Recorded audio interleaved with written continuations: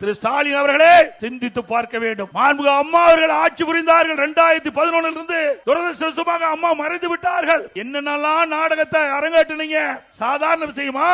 அம்மா மறைவுக்கு பிறகு அனைத்து இந்திய அண்ணா திராவிட முன்னேற்ற கழகம் பல்வேறு பிரச்சனைகளை சந்தித்தது. உங்களுடைய ஆதரவால், கட்சிக்காரருடைய தொண்டர்கள் நிர்வாகி ஆதரவால் கட்சியை நாங்கள் காப்பாற்றினோம். ஒரு காலகட்டத்தில் பெரும்பான்மையான சட்டமன்ற உறுப்பினர்கள் என்னை முதலமைச்சராக தேர்ந்தெடுத்தாங்க. நான் பதவி பொறுப்பேற்றேன். மேதகு ஆளுநர் அவர்கள் சட்டமன்றத்திலே பெரும்பான்மையை நிரூபிக்க வேண்டும் என்று ஆணை பிறப்பித்து விட்டார்கள். அந்த ஆணைப்படி சட்டமன்றத்திலே கூட்டம் நடைபெற்றது. பெரும்பான்மையை நியமிக்கின்ற போது, பெரும்பான்மையை நிரூபிக்கின்ற காலகட்டத்தில் திரு ஸ்டாலினும் அவருடைய சட்டமன்ற உறுப்பினர்களும் எங்களுடைய மேஜை மேல் ஏறி சட்டமீற்ற மாமன்றத்தில் முதலமைச்சருடைய மேஜை, அமைச்சருடைய மேஜையில் ஏறி டான்ஸ் ஆடுறாங்க. இவரெல்லாம் நாட்டை காப்பாற்ற போறாங்க.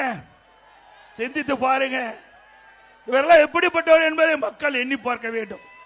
சட்டமீற்ற மாமன்றம், சட்டமன்றம் என்றால் மக்களுக்கு சட்டத்தை இயற்றக்கூடிய மாமன்றம். அப்படிப்பட்ட சட்டமன்றத்தில் சபாநாயகர் ஒரு தாழ்த்தப்பட்ட வகுப்பை சார்ந்தவர். அவர் தாழ்த்தப்பட்ட வகுப்பை சேர்ந்த ஒரே காரணத்தில் அவர் இருக்கையில் இருந்து அவரை கீழே பிடித்து இழுத்து விட்டு அந்த ஆசனத்தில் அமர்றீங்க.